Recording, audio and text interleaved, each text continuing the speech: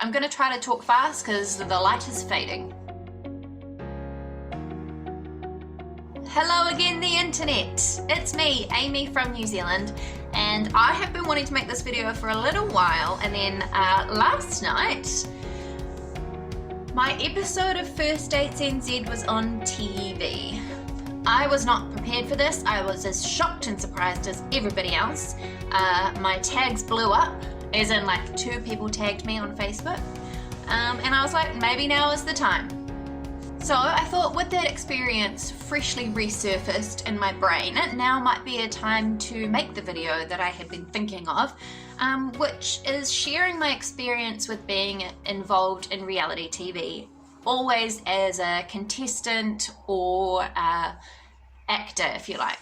I have not been involved in any of the behind the scenes of reality TV, even though I know a few people that have worked on shows. I've been involved in the audition process about a bajillion times. I got it in my head that I really wanted to be on an episode of reality TV, and I wasn't really that fussed what the show was, but it did start with an audition for X Factor. As you know, if you've been watching my channel or if you know me personally, I sing, and I was like, I'll give X Factor, I'll audition for X Factor, give it a go, and see what comes of it. I didn't really expect to get through because I had a good understanding of what is required, but I thought it would be a good audition experience. It would be a good blog post. I was writing theatre blogs at the time, and I just wanted to have an idea of what it was like. Once I'd had that one experience, I just got this goal in mind that I really wanted to be involved somehow with reality TV. So as a result of that, I auditioned for X Factor New Zealand twice. I also auditioned for New Zealand's Got Talent and the first season of The Bachelor and the first season of First Dates NZ. The fact that I'm not famous is a result of not getting through or having successful auditions on any of those shows except for First Dates New Zealand. I'm not sour about any of those unsuccessful auditions. Every time I audition, I just take it as an experience in and of itself. It's not just about the goal of getting to play the role or getting through to the next round of auditions. For me, the audition itself is a performance. So for me, I'm never like salty about not getting the part that I want. I want to talk a little bit about my experience with those shows, kind of some idea of what the audition process is like, and then I've got some like 5 top tips of advice for people who are going through the same or are interested in auditioning for reality TV, just to get like a more realistic idea of what it's like. With auditioning for the first round of X Factor, the lines were long. It was the first time we'd really had anything like that in New Zealand, and like everyone and their dog was auditioning.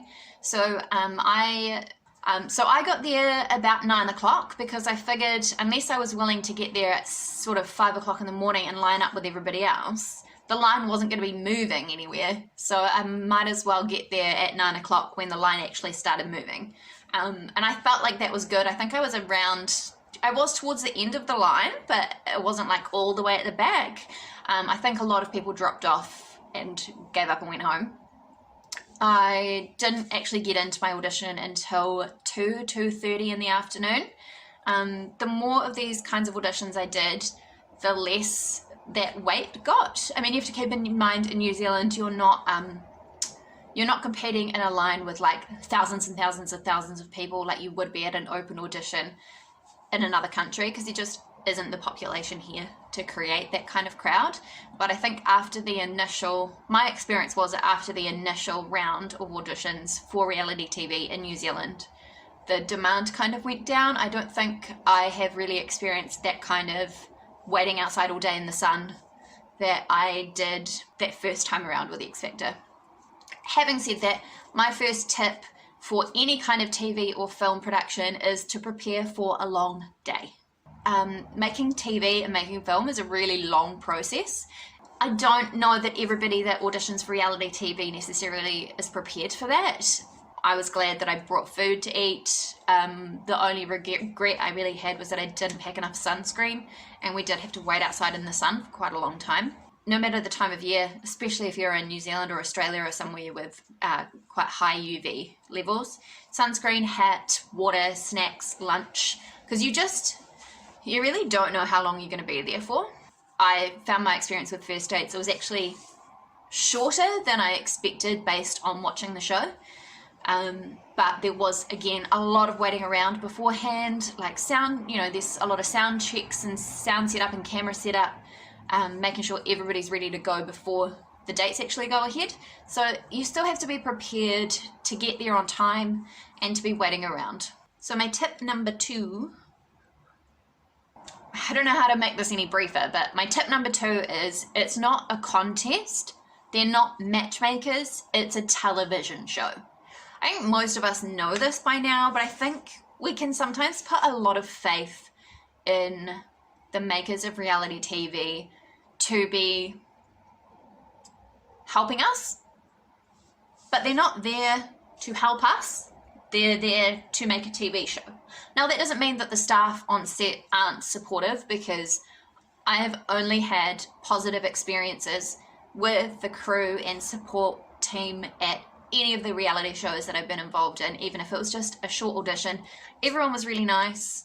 Everyone had really good communication. You do have to listen to the instructions that you're getting, and there will be a lot of instructions, but I generally found everyone was really nice. Having said all of that, the individual people that work on these shows are generally really nice, and they are lovely and supportive. But the show itself is not there to help your career.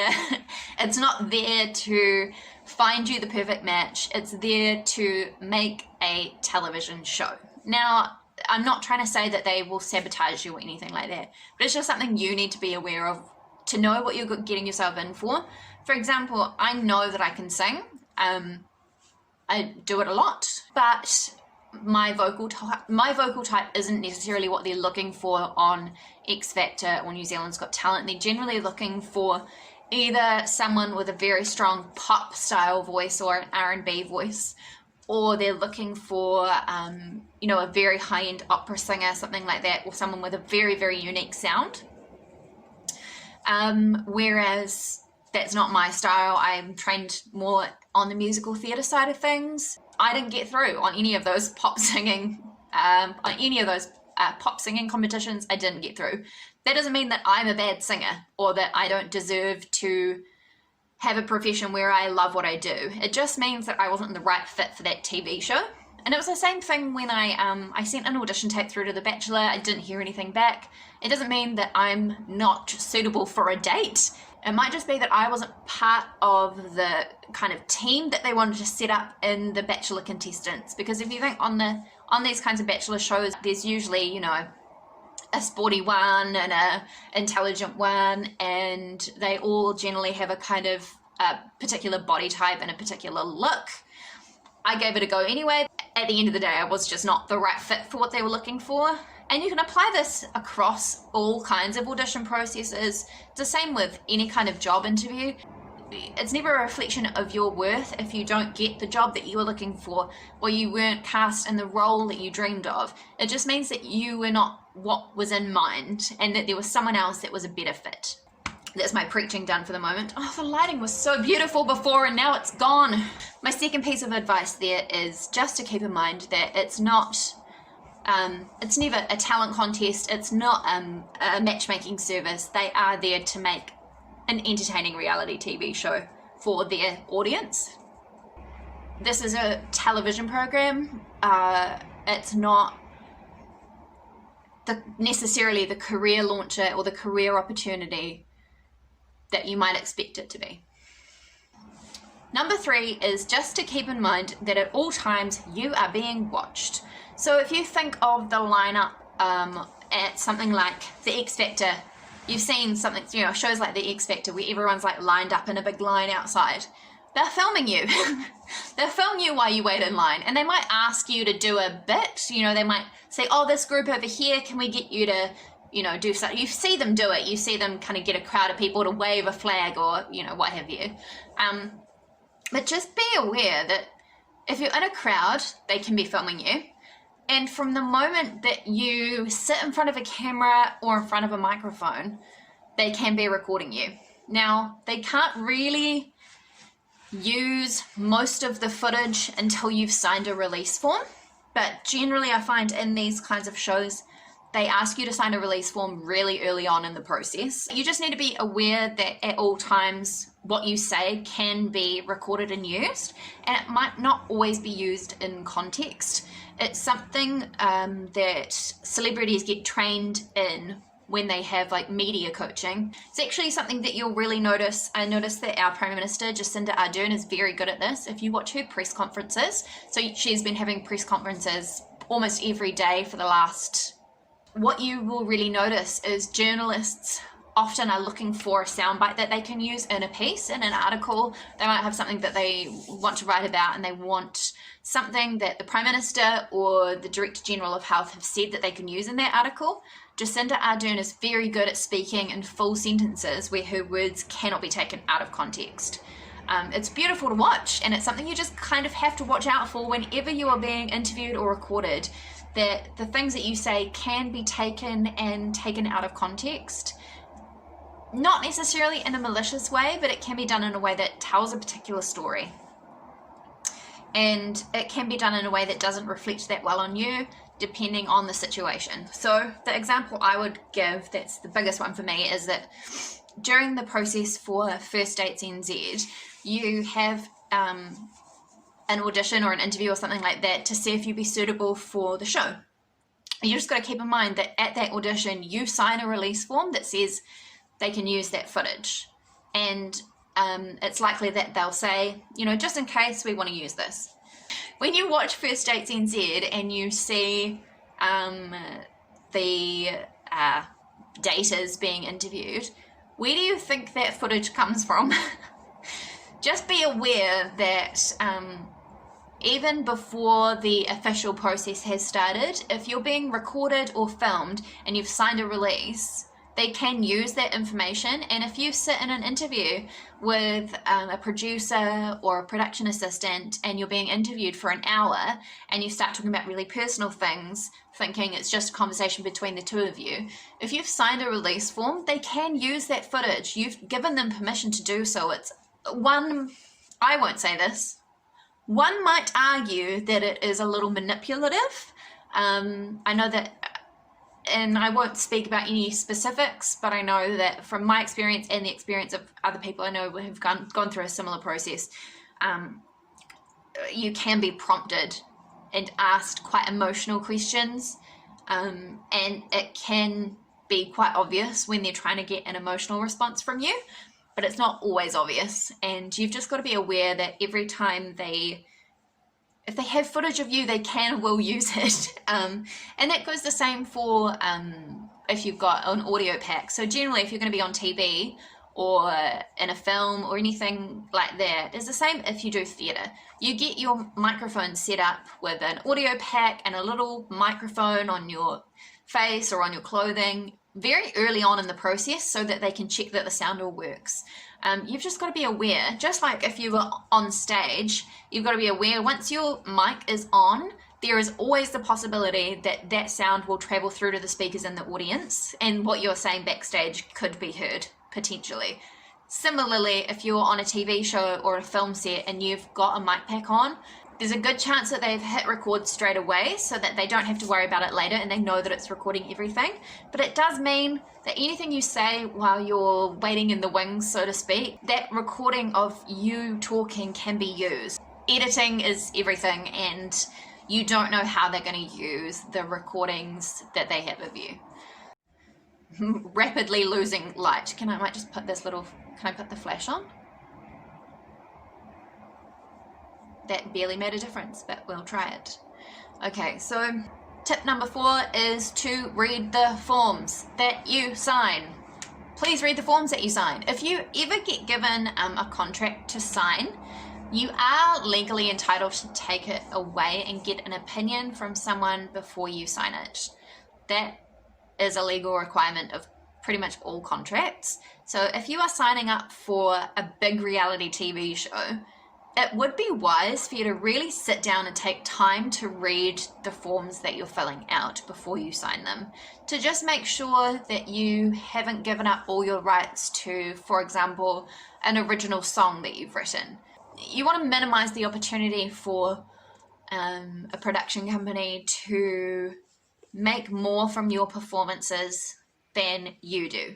I feel very fortunate that the TV show that I went on, that I ended up on, was First Dates NZ, because I wasn't there to advance my career. I was just there to meet someone new, see if there was a potential for romance, and, you know, have a nice meal. The only way I would have been disappointed is if my date had been really rude or awful. So, and I was fortunate that I had a really nice meal with a really lovely person. You do hear horror stories about people who aren't aware of the risks that they're taking in talking about their personal background with producers when they're being filmed. There have been some really awful stories in which people who are not bad people but have maybe some things in their background that they're not that proud of, who have talked about those things with producers while they're being filmed and really genuinely not realized that that footage would be used in the final program. And this kind of goes back to what I was saying before. You have to be aware that it's a TV show, that they are recording what you do, and that you've given permission for them to do so. So it's important that you read the forms that you have to sign before you go on the show. And it might be that that's a bit beyond you, whether that's because it's beyond your reading skills or perhaps you're not good at legal jargon. If you are really serious about these shows and you think you've genuinely got a good chance of getting through an audition round for especially a talent show, I would say it's definitely worth taking a support person with you who is capable of reading through a legal form, someone that you trust to give you the best advice possible and to say, is it worth the risk? Because the last thing that you want is to sign your life away when that might not be the best opportunity for you to get your art out there. That brings me to tip number 5, which is just to have fun. I was very fortunate that my date was lovely and kind and not rude or abrasive or anything, so I had a really nice time. I had a really nice meal. The food was really good. And it actually turned out that someone who I worked with during my day job happened to be working as like production, I was going to say stagehand then, as like a production assistant on the shoot for the show. So I got to hang out with someone that I knew, which was really cool. And even just meeting the other, I guess you'd call them like the other dating contestants. It's just nice to have a chat with some different people. And I feel the same way about the other shows that I auditioned for. I enjoyed the audition experience with X Factor, especially because I felt like the stakes were both higher and lower. On one hand, if I did really well in the audition, there was the slimmest chance that I might make it onto national television. Whereas if it didn't go well, I was never probably going to see that producer ever again. So it didn't really matter at the end of the day, as long as I did my best. And I think that that is the best attitude that you can have when you go into these kinds of experiences, is just give it a go and see what happens. If you are really talented, if you're an amazing singer or an amazing dancer, if you are longing for true love, those things will come to you anyway. So that is my experience and my advice. Just enjoy it, have fun. It's a cool opportunity to meet people, to try something new. I think it can give you a really good confidence boost if you go in with the right attitude. And it's just something different to do with your weekend, really. Thank you so much for watching. If you would like me to go into a bit more detail and have a kind of story time about my First Dates NZ experience, I will see what I can do. Let me know in the comments. Stay safe out there, support New Zealand businesses. It is the best thing that we as citizens can do for our economy. And have a happy week. See you next time.